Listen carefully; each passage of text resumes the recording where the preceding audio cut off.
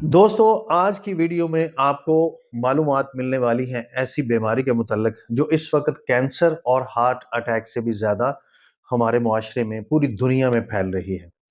और हर 12 मर्दों में से एक मर्द को लाहक है, हर 9 औरतों में से एक औरत को लाहक है और ओवरऑल हर 14 अफराद में से एक फर्द को ये लाहक है। और पिछले 50 से 60 सालों में इस बीमारी के फैलने की शरह तकरीबन 3 गुना ज़्यादा है। दोस्तों, इन बीमारियों को हम कहते हैं ऑटो इम्यून डिजीज। अब आप ये जान लें कि ऑटो इम्यून डिजीज होती क्या है। दोस्तों, जब भी किसी बीमारी के जरासीम हमारे जिस्म में दाखिल होते हैं तो वो हमारे जिस्म के किसी भी टिश्यू या जिस्म के किसी भी हिस्से में इन्फ्लेमेशन पैदा करते हैं, सोजश पैदा करते हैं। तो हमारे जिस्म का मुदाफ़ियाती निज़ाम उसके ऊपर अटैक करता है और हमारे मुदाफ़ियाती निज़ाम में ये खासियत है कि वो अच्छे और बुरे जरासीम में तमीज़ कर सकता है।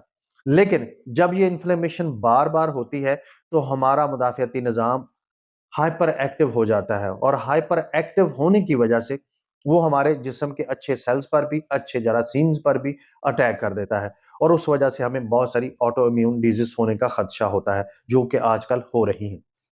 इसकी सबसे पहली और बुनियादी वजह जो हमारे जिस्म में ऑटोइम्यून डिजीज आजकल पैदा हो रही हैं, वो ये है कि किसी भी शख्स की जब गट लीक हो जाए। पहले थोड़ा-सा गट के हवाले से मैं आपको ब्रीफ करता हूँ और फिर गट लीक क्यों होती है उसकी वजूहात बताता हूँ।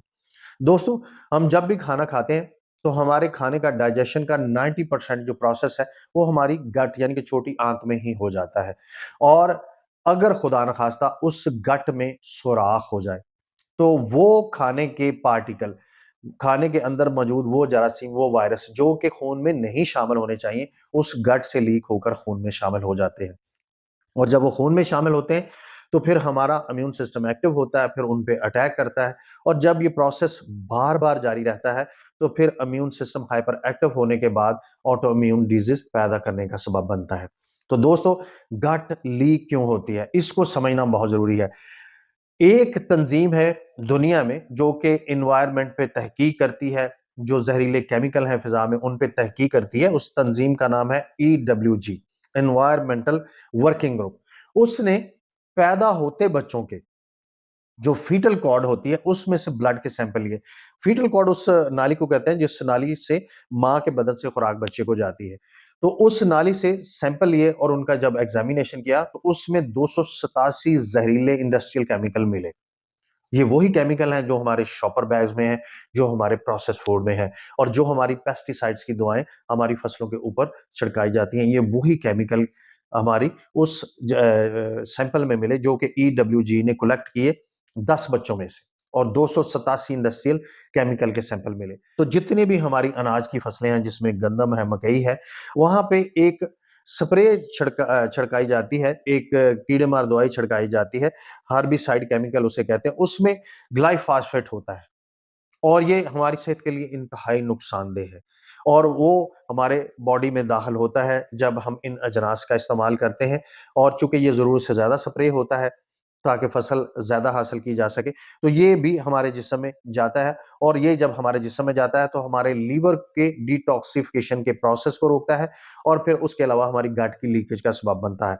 इसके अलावा दोस्तों, हमारे जिस्म में विटामिन डी अब्ज़ॉर्ब होना बंद हो जाता है जब हमारी गट लीक होती है। यानी कि अगर हमारे जिस्म में विटामिन डी का लेवल उतना नहीं है, तो फिर भी हमारे गट के लीक होने के चांसेस हैं, जिससे हम ऑटो इम्यून डिजीज़ की तरफ जा सकते हैं। 83% जो फूड है, जो हमारे सुपर स्टोर पर दस्तयाब है, उसमें अप्रॉक्सिमेटली 100 में से 83% जो फूड है, वो सारा प्रोसेस्ड फूड है। और उस प्रोसेस्ड फूड में सिंथेटिक शुगर है, रिफाइंड शुगर है और बहुत सारे केमिकल के ज़रिए उसको प्रोसेस करके प्रिज़र्व किया जाता है। तो वो भी एक वजह है हमारे गट के लीक होने की। इसके अलावा दोस्तों, तीसरी बुनियादी वजह स्ट्रेस। स्ट्रेस जब किसी भी इंसान को होता है, तो उसके कॉर्टिसोल के लेवल को अप करता है और कॉर्टिसोल का लेवल जब आपके जिस्म में अप होता है, तो आपके इम्यून सिस्टम को पैरालाइज़ कर देता है। तो ये भी एक रीज़न है आपके गट के लीक होने की और इम्यून सिस्टम की तरफ जाने की। ऑयल का ज़्यादा इस्तेमाल और ये भी ऑब्ज़र्व किया गया है कि जो लोग ऑयल का ज़्यादा इस्तेमाल करते हैं, उनमें भी गट के लीकेज के चांसेस बढ़ जाते हैं और उनका भी इम्यून सिस्टम जो है, वो हाइपर एक्टिव होता है और उनके गट लीक होने की वजह से उन्हें ऑटो इम्यून डिजीज़ की तरफ उनका जिस्म लेके जा सकता है। ज़रूरत से ज़्यादा एंटीबायोटिक का इस्तेमाल, ये भी एक बुनियादी वजह है आपके गट के लीकेज होने की। अब सवाल ये है कि अब हमने गट की लीकेज से बचना है ताकि हम ऑटो इम्यून डिजीज की तरफ ना जाएं। तो दोस्तों, इसके लिए सबसे पहली और बुनियादी चीज ये है कि आपने प्रोसेस फूड से अवॉइड करना है। जितने भी सिंथेटिक फूड हैं, जितने भी फ्रोजन फूड हैं, जिनमें नगेट्स हैं, जिनमें और फ्रोजन फूड है, इनको आपने अवॉइड करना है। और जितने भी ऐसे फूड हैं जिनमें ऑयल का एक्सेसिव इस्तेमाल है और ज़रूरत से ज़्यादा इस्तेमाल है, उनको आपने अवॉइड करना है। और इसके बाद आपने एंटीबायोटिक का इस्तेमाल मिनिमाइज़ करना है, ख़ास तौर पर एंटी एसिडिक, जिनको एसिड का प्रॉब्लम है, वो जो दवाइयाँ इस्तेमाल करते हैं, उनको आपने मिनिमाइज़ करना है। और इसके अलावा दोस्तों, आपने कोशिश करना है कि आपके जिस्म में विटामिन डी का लेवल पूरा रहे। तो 30,000 इंटरनेशनल यूनिट आप अप्रॉक्सिमेटली डेली इस्तेमाल करें और जब इसका लेवल सेटल हो जाए, तो फिर इसको 20 से 25,000 पे डेली ले आएँ।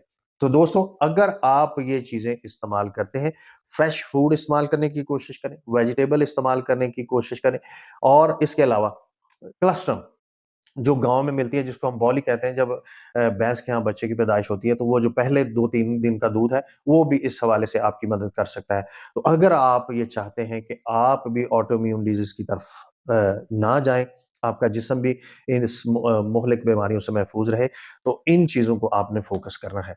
दोस्तों, अगर मेरी इस वीडियो से आपके नॉलेज में इज़ाफ़ा हुआ है, आपको सेहतमंद रहने के हवाले से मदद मिलने वाली है, तो आपने मेरे चैनल को सब्सक्राइब करना है, लाइक करना है और वीडियो को मैक्सिमम शेयर करना है। क्योंकि मेरी वीडियो का सिर्फ़ और सिर्फ़ एक ही मकसद होता है कि आप एक सेहतमंद और तंदुरुस्त ज़िंदगी गुज़ार सकें। आप लोगों का बहुत-बहुत शुक्रिया।